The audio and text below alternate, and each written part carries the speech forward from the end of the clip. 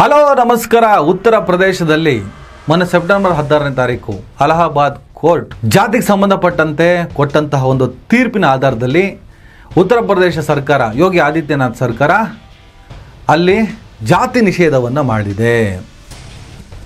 ದೊಡ್ಡ ಸುದ್ದಿ ಇದು. ಜಾತಿ ಅನ್ನುವಂಥ ರೋಗ ಸಾಯಬೇಕಾಗಿದೆ. ಶತಮಾನಗಳಿಂದ ಈ ದೇಶ ಜಾತಿ ಅನ್ನುವಂಥ ರೋಗದಿಂದ ಬಳಲಿ ಬೆಂಡಾಗಿ ಹೋಗಿದೆ, ತಾರತಮ್ಯದಿಂದ ನೊಂದು ಹೋಗಿದೆ. ಜಾತಿ ವಿನಾಶ ಆಗಬೇಕು ಅನ್ನುವಂತಹ ವಾದ ಮಾಡೋದ್ರಲ್ಲಿ ಮುಂಚೂಣಿಯಲ್ಲಿ ನಾನು ನಿಂತಿದ್ದೀನಿ. ನಿಮ್ಗೆ ಗೊತ್ತಿದೆ ತುಂಬ ಜನಕ್ಕೆ ಈ ಜಾತಿ ತಾರತಮ್ಯ, ಈ ಜಾತಿ ವ್ಯವಸ್ಥೆ, ಈ ಹಾಳಾದ ಜಾತಿ ವ್ಯವಸ್ಥೆ, ಮೇಲಂತೆ ಕೀಳಂತೆ ಸತ್ತು ನಾಶ ಆಗಿ ಹೋಗಬೇಕು. ಈ ಥರದ ಅನೇಕ ಸ್ಪೀಚ್ಗಳನ್ನು ನಾನು ಮಾಡಿದ್ದೀನಿ. ನಮ್ಮ ತುಂಬ ಜನ ಅದನ್ನು ಕೇಳಿಸ್ಕೊಂಡಿದ್ದೀರಿ. ಅನೇಕ ಕಾರ್ಯಕ್ರಮಗಳಿಗೂ ನನ್ನನ್ನು ಆಹ್ವಾನಿಸಿದ್ದೀರಿ. ನಾನು ಇದಕ್ಕೆ ಸಂಬಂಧಪಟ್ಟಾಗ ಮಾತು ಕೂಡ ಆಡಿದ್ದೀನಿ. ಹೋಟೆಲ್ ವಿಚಾರದಲ್ಲಿ ನಾನು ಮಾಡಿದಂಥ ಒಂದು ಭಾಷಣ ದೊಡ್ಡ ಪ್ರಮಾಣದಲ್ಲಿ ವೈರಲ್ ಆಯಿತು. ಬ್ರಾಹ್ಮಣರ ತಟ್ಟೆ ಇಡ್ಲಿ ಹೋಟೆಲ್ ಇದೆ, ದಲಿತರ ತಟ್ಟೆ ಇಡ್ಲಿ ಹೋಟೆಲ್ ಯಾಕಿಲ್ಲ? ಲಿಂಗಾಯತರ ಖಾನಾವಳಿ ಇದೆ, ದಲಿತರ ಖಾನಾವಳಿ ಯಾಕಿಲ್ಲ? ಎಲ್ಲಿ ದಲಿತರ ಮುದ್ದೆ ಊಟ ಹೋಟ್ಲು ಗೌಡ್ರದ್ದು ಕಾಣಿಸ್ತಾ ಇದೆ. ಇದನ್ನು ಮಾತಾಡಿದ್ದೀನಿ, ನಿಮಗೆಲ್ಲ ತುಂಬ ಜನ ಗೊತ್ತಿದೆ. ಜಾತಿ ಅನ್ನುವಂತಹ ತಾರತಮ್ಯ, ಈ ಅಸ್ಪೃಶ್ಯತೆ ಸತ್ತು ಹೋಗಬೇಕು, ನಾಶ ಆಗೋಗಬೇಕು. ಎಲ್ಲರೂ ಮನುಷ್ಯ ಸ್ವರೂಪದಲ್ಲಿದ್ದೀವಿ. ಮೇಲಂತೆ ಕೀಳಂತೆ. ಏನು ಮೇಲ್ಜಾತಿ ಅನ್ನೋನಿಗೆ 4 ಕೈ 4 ಕಾಲಿದೆಯಾ, 2 ತಲೆ ಇದೆಯಾ, ಅವನೇನು ವಿಶೇಷವಾಗಿ ಹುಟ್ಟು ಬಂದ? ಎಲ್ಲ ಹಾಗೆ ಹುಟ್ಟೋದಲ್ವಾ? ಏನು ಮೇಲೆ ಉದುರೋದಲ್ವಲ್ಲ? ಇದೇ ವಾದತನ ಮಾಡ್ತಾ ಬಂದಿದ್ದು. ಎಸ್, ಉತ್ತರ ಪ್ರದೇಶ ಸರ್ಕಾರದಲ್ಲಿ ಜಾತಿ ನಿಷೇಧ ಕೆಲವು ಕಾನ್ಸೆಪ್ಟ್ಗಳಲ್ಲಿ ತಂದಿರೋದು ಒಳ್ಳೆ ಬೆಳವಣಿಗೆ. ಆದರೆ ಇದರಿಂದ ಮಾನಸಿಕವಾಗಿ ಪ್ರಡಂಭೂತವಾಗಿ ಉಳ್ಕೊಂಡಿರುವಂತಹ ನೀವು ಬೋರ್ಡ್ಗಳಲ್ಲಿ ಜಾತಿ ಅನ್ನುವಂತಹ ಅಕ್ಷರವನ್ನು ಅಳಿಸಾಕ್ಬೋದು, ಆದರೆ ಮಾನಸಿಕತೆಯಲ್ಲಿರುವಂತಹ ಈ ಜಾತಿ ಅನ್ನುವಂತಹ ಈ ಭೂತವನ್ನು ಹೋಗಿಸೋದಕ್ಕೆ ಸಾಧ್ಯನಾ? ಹಾಗೆ ಈ ಜಾತಿ ನಿಷೇಧವನ್ನು ಕೆಲವು ವಿಚಾರಗಳಲ್ಲಿ ಮಾಡೋದ್ರಿಂದ ಯಾವ ರೀತಿಯಲ್ಲಿ ಜಾತಿಗಳಿಗೆ ಅನ್ಯಾಯ ಆಗುತ್ತೆ? ಶತಮಾನಗಳಿಂದ ಹೋಗದೆ ಇರೋದು ಏನೋ ಒಂದು ಮಾಡಕ್ಕೆ ಹೊರಟಿದ್ದಾರೆ, ಅಪ್ರಿಷಿಯೇಟ್ ಮಾಡಪ್ಪ. ಹಿಂಗೂ ಹೇಳ್ತೀಯ ಹಂಗೂ ಹೇಳ್ತೀಯ ಅಂತಲ್ಲ, ಒಂದು ಪ್ರಯತ್ನ. ಈ ಥರದ ಪ್ರಯತ್ನ ಮಾಡ್ತಿದ್ದಾರೆ. ಈ ಥರದ ಪ್ರಯತ್ನ ಆಗ್ತಾನೆ ಎಲ್ಲ ಬದಲಾವಣೆಗಳು ಆಗ್ತಾ ಹೋಗ್ತವೆ. ಪ್ರಯತ್ನವೇ ಆಗದೆ ಕ್ರಾಂತಿ ಹೇಗೆ ಸಾಧ್ಯ? ಏನೊಂದು ಪ್ರಯತ್ನ ಮಾಡಿದ್ದಾರೆ ಅನ್ನೋ ವಾದವನ್ನು ಮಾಡ್ತಾರೆ. ಆದರೆ ಈ ಪ್ರಯತ್ನದ ಒಳಗಡೆ ಆ ಜಾತಿಗಳಿಗೆ, ಕೆಲವು ಜಾತಿಗಳಿಗೆ ಅನ್ಯಾಯ ಆಗದಂತೆ ನೋಡಿಕೊಳ್ಳುವಂಥ ಜವಾಬ್ದಾರಿ ಕೂಡ ಸರ್ಕಾರದ ಮೇಲಿದೆ. ಈಗ ಯೋಗಿ ಆದಿತ್ಯನಾಥ್ ಸರ್ಕಾರ ಜಾತಿ ನಿಷೇಧವನ್ನು ಯಾವ ವ್ಯಾಪ್ತಿಗೆ ಅಳವಡಿಸಿದೆ ಅನ್ನೋದನ್ನು ತಿಳ್ಕೊಳ್ಳೋಣ. ಹಾಗೆ ಈ ಜಾತಿ ನಿಷೇಧವನ್ನು ಇಮಿಡಿಯೇಟಾಗಿ ಮಾಡೋದ್ರಿಂದ ಕೆಲವು ಬದಲಾವಣೆಗಳ ಮೂಲಕ ಮಾಡದೇ ಇದ್ದರೆ ಏನೆಲ್ಲ ದುಷ್ಪರಿಣಾಮಗಳು ಆಗ್ತವೆ ಅನ್ನೋದನ್ನು ನಾವು ತಿಳ್ಕೊಂಡು ಬರೋಣ. NCRB ಅಂದರೆ ರಾಷ್ಟ್ರೀಯ ಅಪರಾಧ ದಾಖಲೆ ಮಂಡಳಿ ತನ್ನ CCTNS ಅಪರಾಧಗಳ ನಿಗಾ ಮತ್ತು ವ್ಯವಸ್ಥೆ ದಾಖಲೆಗಳಲ್ಲಿ ಜಾತಿ ವಿಭಾಗ ತೆಗಿಬೇಕು. ಪೊಲೀಸ್ ದಾಖಲೆಗಳಲ್ಲಿ ಗುರುತಿಗಾಗಿ ಸಂಬಂಧಪಟ್ಟ ವ್ಯಕ್ತಿಗಳ ತಾಯಿ ತಂದೆಯ ಹೆಸರನ್ನು ನಮೂದಿಸಬೇಕು. ಜಾತಿಗೆ ಸ್ಥಾನವಿಲ್ಲ. ಜಾತಿ ಹೆಸರು ಕೈ ಬಿಡುವ ಆದೇಶ ಪೂರ್ಣವಾಗಿ ಜಾರಿಗೆ ಬರುವವರೆಗೆ ಕೆಲವು ಸರ್ಕಾರಿ ದಾಖಲೆಗಳಲ್ಲಿ ಜಾತಿಯ ಅಂಕಣವನ್ನು ಖಾಲಿ ಬಿಡಬೇಕು. ಪೊಲೀಸ್ ಠಾಣೆಯಲ್ಲಿರುವ ಯಾವುದೇ ಜಾತಿ ಆಧಾರಿತ ಅಂಕಣಗಳು, ನಾಮಫಲಕಗಳನ್ನು ತಕ್ಷಣ ತೆಗೆದುಹಾಕಬೇಕು. ಬಂಧನ ಮತ್ತು ಜಪ್ತಿ ಆದೇಶ ನೀಡುವ ಸಂದರ್ಭದಲ್ಲಿ ಜಾತಿ ಮಾಹಿತಿಗಳನ್ನು ಕೇಳುವಂತಿಲ್ಲ. ಸರ್ಕಾರ ಅಥವಾ ಖಾಸಗಿ ವಾಹನಗಳಲ್ಲಿ ಜಾತಿ ಹೆಸರನ್ನು ಕಾಣುವಂತೆ ಬಳಸಿದರೆ ಮೋಟಾರು ವಾಹನಗಳ ಕಾಯ್ದೆ ಪ್ರಕಾರ ದಂಡ ವಿಧಿಸಲಾಗುತ್ತೆ. ಇದು ಈ ಜಾತಿಗೆ ಸೇರಿದ ಊರು, ಈ ಜಾತಿಯ ಜಹಗೀರು ಎಂಬ ಫಲಕಗಳಿದ್ದರೆ ಅದನ್ನು ಕೂಡಲೇ ತೆಗಿಬೇಕಾಗುತ್ತೆ. ರಾಷ್ಟ್ರೀಯ ಏಕತೆಗೆ ಧಕ್ಕೆ ಎಂಬ ಕಾರಣದಿಂದ ಜಾತಿ ಹೆಸರಿನಲ್ಲಿ ನಡೆಸುವ ಸಾರ್ವಜನಿಕ ರ್ಯಾಲಿಗಳಿಗೆ ನಿರ್ಬಂಧವನ್ನು ಹೇರಲಾಗಿದೆ. ಜಾತಿಗಳನ್ನು ವೈಭವೀಕರಿಸುವ ಅಥವಾ ಜಾತಿಗಳನ್ನು ನಿಂದಿಸುವ ಸಾಮಾಜಿಕ ತಾಣಗಳ ಪೋಸ್ಟ್ಗಳ ವಿರುದ್ಧ 2021ರ IT ನಿಯಮಗಳಡಿ ಕ್ರಮವನ್ನು ತೆಗೆದುಕೊಳ್ಳಲಾಗುತ್ತೆ. ಪರಿಶಿಷ್ಟ ಜಾತಿ ಪಂಗಡಗಳ ಕಾಯ್ದೆಯಡಿ ಅಂದರೆ SC/ST ಕಾಯ್ದೆ ದಾಖಲಾಗುವ ಪ್ರಕರಣಗಳಿಗೆ ಮಾತ್ರ ಜಾತಿ ಉಲ್ಲೇಖಕ್ಕೆ ಅವಕಾಶವಿದೆ. ನಾವು ಅನೇಕ ಬಾರಿ ಹೇಳ್ತಾ ಇದ್ದೀವಿ, ಕೆಲವರಿಗೆ ಈ ಜಾತಿಯ ತಾರತಮ್ಯ ಶೋಷಣೆಯ ಅಸ್ತ್ರ ಅಂತೇಳಿ ಅಟ್ರಾಸಿಟಿ ಹಲವು ಬಾರಿ ದುರುಪಯೋಗ ಆಗಿದೆ ಅನ್ನೋದನ್ನು ನಾವು ಮಾತಾಡ್ತಾನೆ ಇರ್ತೀವಿ. ಕೆಲವರು ಜಾತಿಯನ್ನು ಹಿಡ್ಕೊಂಡು ಶ್ರೀಮಂತರಾಗಿ ಹೋಗಿದ್ದಾರೆ, ಜಾತಿಯನ್ನು ಅಸ್ತ್ರವಾಗಿ ಬಳಸ್ಕೊಂಡು ಅಂತಲೂ ಮಾತಾಡಿದ್ವಿ. ಜಾತಿ ಹೆಸರಿನ ರ್ಯಾಲಿಗಳಾಗಲಿ ಸಮಾವೇಶಗಳಾಗಲಿ ನಡಿಬಾರ್ದು. ಅಂದರೆ ಜಾತಿಯನ್ನೇ ನಿರ್ನಾಮ ಮಾಡಬೇಕು. ಆದರೆ ಆ ಜಾತಿಯ ತಾರತಮ್ಯ ಶೋಷಣೆ, ಆ ಜಾತಿಗೆ ಸಂಬಂಧಪಟ್ಟ ಹಾಗೆ ನಡೆಯುವಂಥ ದೌರ್ಜನ್ಯಕ್ಕೆ ಸಂಬಂಧಪಟ್ಟ ಹಾಗೆ ಕ್ರಮಗಳನ್ನು ತೆಗೆದುಕೊಳ್ಳೋ ವಿಚಾರದಲ್ಲಿ ಜಾತಿಯನ್ನು ಹೊರಗಿಟ್ಟು ಯಾವುದೇ ರೀತಿಯ ಮೂಮೆಂಟ್ ಮಾಡೋಂಗಿಲ್ಲ ಅಂತಲೂ ಹೇಳಿದೆ. ಆದರೆ ಅದು ಪರಿಣಾಮಕಾರಿಯಾಗಿ ನಡಿಬೇಕಾಗ್ತದೆ. ಅದು ನಡೆದಿಲ್ಲ ಅಂದಾಗ ಸಮಸ್ಯೆ ಆಗ್ತದೆ. ಜಾತಿ ನಿಷೇಧ ಮಾಡೋದ್ರಿಂದ ಮೇಲ್ನೋಟಕ್ಕೆ ಸೂಪರ್ ಅಂತ ಅನಿಸ್ಬೋದು, ಆದರೆ ಆಂತರ್ಯದಲ್ಲಿ ಶತಮಾನಗಳಿಂದ ಕೂತಿರುವಂಥ ಈ ವ್ಯವಸ್ಥೆಯಲ್ಲಿ ಇಮಿಡಿಯೇಟಾಗಿ ಈ ಥರದೊಂದು ರೂಲನ್ನು ತಂದರೆ ಯಾವ ರೀತಿಯಲ್ಲಿ ವ್ಯತಿರಿಕ್ತ ಅಂದರೆ ಸರಿಯಾಗಿ ನೀವು ಇಂಪ್ಲಿಮೆಂಟ್ ಮಾಡದೇ ಇದ್ದರೆ, ಬರೀ ಹೆಡ್ಲೈನ್ಸ್ನಲ್ಲೇ ನಾವು ಕ್ರಾಂತಿ ಮಾಡಿದ್ದೇವೆ ಅಂತ ಹೇಳ್ಬಿಟ್ಟು ಸುಮ್ಮನಾಗ್ಬಿಟ್ರೆ ಅದರ ಇನ್ಡೆಪ್ತ್ ಪರಿಣಾಮಗಳ ಬಗ್ಗೆ ಕೂಡ ನಾವು ಯೋಚನೆ ಮಾಡಬೇಕಾಗ್ತದೆ.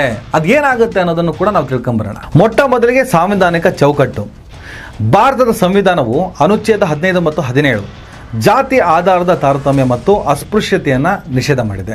ಆದರೆ ಜಾತಿ ಒಂದು ಸಾಮಾಜಿಕ ರಚನೆಯಾಗಿ ಆಳವಾಗಿ ಬೇರೂರಿದೆ. ಇದು ಕಾನೂನಿನಿಂದ ಮಾತ್ರ ಸಂಪೂರ್ಣವಾಗಿ ತೊಡೆದುಹಾಕಲು ಕಷ್ಟಕರವಾಗಿದೆ. ಈಗ ಯೋಗಿ ಆದಿತ್ಯನಾಥ್ ತಂದಂತಹ ಕಾನೂನು, ಅಲ್ಲಿನ ಕೋರ್ಟ್ ಹೇಳಿದಂಥ ಕಾನೂನಿನಿಂದ ಇವನ್ನೆಲ್ಲ ಸಂಪೂರ್ಣವಾಗಿ ತೊಡೆದು ಹಾಕಲು ಕಷ್ಟ ಅನ್ನೋದನ್ನು ಈ ಸಾಲುಗಳು ಹೇಳ್ತವೆ. ಎರಡನೇದು, ಸಾಮಾಜಿಕ ಮತ್ತು ಸಾಂಸ್ಕೃತಿಕ ಆಯಾಮ. ಜಾತಿ ವ್ಯವಸ್ಥೆಯು ಶತಮಾನಗಳಿಂದ ಭಾರತೀಯ ಸಮಾಜದಲ್ಲಿ ಸಾಮಾಜಿಕ, ಆರ್ಥಿಕ ಮತ್ತು ಧಾರ್ಮಿಕ ಜೀವನದ ಭಾಗ. ಇದನ್ನು ಕೇವಲ ಕಾನೂನಿನ ಮೂಲಕ ನಿಷೇಧಿಸಿದರೂ ಸಾಮಾಜಿಕ ಮನೋಭಾವ ಮತ್ತು ಆಚರಣೆಗಳನ್ನು ಬದಲಾಯಿಸುವುದು ಸವಾಲಿನ ಸಂಗತಿಯಾಗಿದೆ. ಮೂರನೇದು, ಮೀಸಲಾತಿ ನೀತಿ. ಜಾತಿ ಆಧಾರಿತ ಮೀಸಲಾತಿ ವ್ಯವಸ್ಥೆಯು ಸಾಮಾಜಿಕ ನ್ಯಾಯವನ್ನು ಒದಗಿಸುವ ಗುರಿಯನ್ನು ಹೊಂದಿದೆ. ಜಾತಿಯನ್ನು ಸಂಪೂರ್ಣವಾಗಿ ನಿಷೇಧಿಸಿದರೆ ಈ ವ್ಯವಸ್ಥೆಯ ರದ್ದತಿಯು ಅನಿವಾರ್ಯವಾಗಬಹುದು. ಇದು ಆರ್ಥಿಕವಾಗಿ ಮತ್ತು ಸಾಮಾಜಿಕವಾಗಿ ಹಿಂದುಳಿದವರಿಗೆ ಪರಿಣಾಮವನ್ನು ಬೀರುತ್ತೆ. ವಾಸ್ತವಿಕ ಸವಾಲುಗಳೇನು? ಜಾತಿಯು ಗುರುತಿನ ಒಂದು ಭಾಗವಾಗಿದ್ದು ಗ್ರಾಮೀಣ ಮತ್ತು ನಗರ ಪ್ರದೇಶಗಳಲ್ಲಿ ಜನರ ದೈನಂದಿನ ಜೀವನ, ವಿವಾಹ, ಉದ್ಯೋಗ ಮತ್ತು ಸಾಮಾಜಿಕ ಸಂಬಂಧಗಳಲ್ಲಿ ಪ್ರಭಾವ ಬೀರುತ್ತೆ. ಕಾನೂನಿನಿಂದ ಜಾತಿಯನ್ನು ತೆಗೆದುಹಾಕಿದರೂ ಜನರ ಮನಸ್ಸಿನಲ್ಲಿ ಇರುವ ಜಾತಿ ಆಧಾರಿತ ತಾರತಮ್ಯವನ್ನು ತೊಡೆದುಹಾಕಲು ಶಿಕ್ಷಣ, ಜಾಗೃತಿ ಮತ್ತು ಸಾಮಾಜಿಕ ಸುಧಾರಣೆ ಅಗತ್ಯವಾಗಿದೆ. ಇನ್ನು ಸಾಧ್ಯತೆಗಳನ್ನು ನೋಡೋದಾದರೆ, ಜಾತಿ ನಿಷೇಧಕ್ಕೆ ಕಾನೂನು ಜಾರಿಗೊಳಿಸಬಹುದಾದರೂ ಅದಕ್ಕೆ ಸಾಮಾಜಿಕ ಸ್ವೀಕಾರವೂ ಅಗತ್ಯ. ಇದಕ್ಕೆ ದೀರ್ಘಕಾಲೀನ ಶಿಕ್ಷಣ, ಆರ್ಥಿಕ ಸಮಾನತೆ ಮತ್ತು ಸಾಮಾಜಿಕ ಸಂವಾದದಂತಹ ಕ್ರಮಗಳ ಅಗತ್ಯವಿದೆ. ಜಾತಿ ಆಧಾರಿತ ಗುರುತನ್ನು ಕಡಿಮೆ ಮಾಡಲು ಆರ್ಥಿಕ ಸಮಾನತೆ ಮತ್ತು ಶಿಕ್ಷಣದ ಮೇಲೆ ಒತ್ತು ನೀಡುವುದು ಪರಿಣಾಮಕಾರಿಯಾಗಬಹುದು. ನೋಡಿ, ಬರೀ ಕಾನೂನಿನಿಂದ ಜಾತಿಯನ್ನು ನಿಷೇಧ ಮಾಡೋದಕ್ಕೆ ಸಾಧ್ಯ ಇಲ್ಲ. ಜಾತಿ ಅನ್ನೋದು ಅದು ಮನೋರೋಗ. ಅದು ಸಂಪೂರ್ಣವಾಗಿ ಹೊರಗೆ ಹೋಗಬೇಕು ಅಂದರೆ ಮನುಷ್ಯರಾಗಿ ವರ್ತಿಸಲೇಬೇಕಾಗ್ತದೆ. ಕೆಲವೊಂದು ವಿಚಾರದಲ್ಲಿ ಈ ರೀತಿಯ ಕಾನೂನು ಕಟ್ಟಳೆಗಳನ್ನು ಮಾಡಿದ್ರೆ ಜಾತಿ ಏನೋ ನಿರ್ಮೂಲನೆ ಆಗಲ್ಲ. ಇದರಿಂದ ಮೀಸಲಾತಿಯಂತಹ ವಿಚಾರದಲ್ಲಿ ಕೆಟ್ಟ ಪರಿಣಾಮ ಬೀರಬಹುದು. ಯಾಕಂದರೆ ಇಲ್ಲಿ ಮೇಲು ಕೀಳು ವ್ಯವಸ್ಥೆ ಮಾಡಿ ಇಟ್ಕೊಂಡಿದ್ದೀರಿ. ಶತಮಾನಗಳಿಂದ ದೌರ್ಜನ್ಯವನ್ನು ಮಾಡಿಕೊಂಡು ಅವ್ರನ್ನ ಮೇಲೆತ್ತುವಂಥ ಪ್ರಯತ್ನಗಳನ್ನೇ ಮಾಡಲಿಲ್ಲ.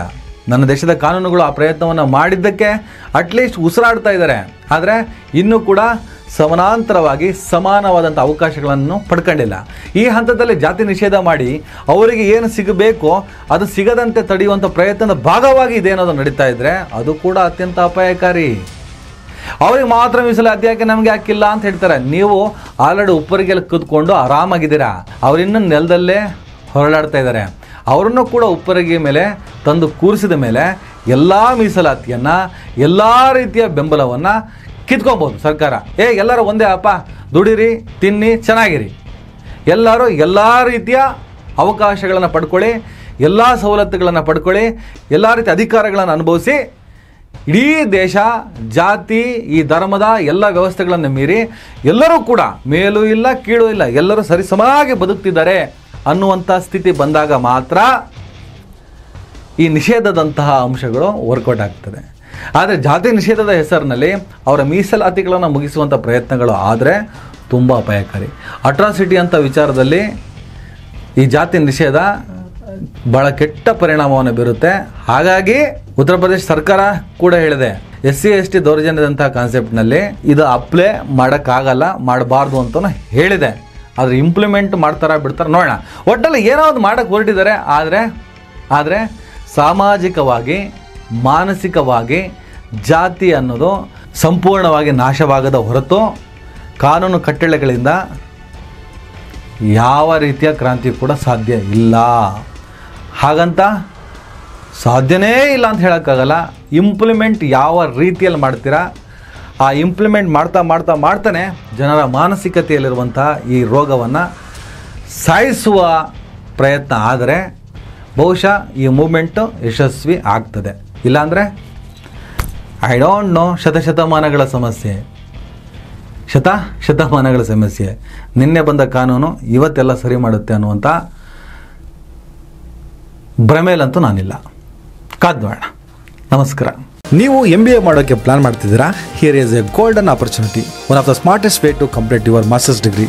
ವರ್ಕ್ ಮಾಡಿ, ಸ್ಟಡಿ ಮಾಡಿ, and while your learn you get a 2 years work experience plus MBA degree together. Double benefit, double growth. Future secure ಮಾಡಬೇಕಾ? Join our work and study MBA today. ದಯವಿಟ್ಟು ಎಲ್ಲರೂ ಈ ಚಾನಲ್ನ ಸಬ್ಸ್ಕ್ರೈಬ್ ಮಾಡಿ. ನಿಮ್ಗೆ ಇಷ್ಟ ಆದರೆ ಈ ಚಾನಲ್ಗೆ ಜಾಯ್ನ್ ಆಗಿ. ಈ ವಿಡಿಯೋ ಇಷ್ಟ ಆದರೆ ದಯವಿಟ್ಟು ಎಲ್ಲರೂ ಶೇರ್ ಮಾಡಿ. ಸ್ವತಂತ್ರ ಪತ್ರಿಕೋದ್ಯಮವನ್ನು ಬೆಂಬಲಿಸಿ.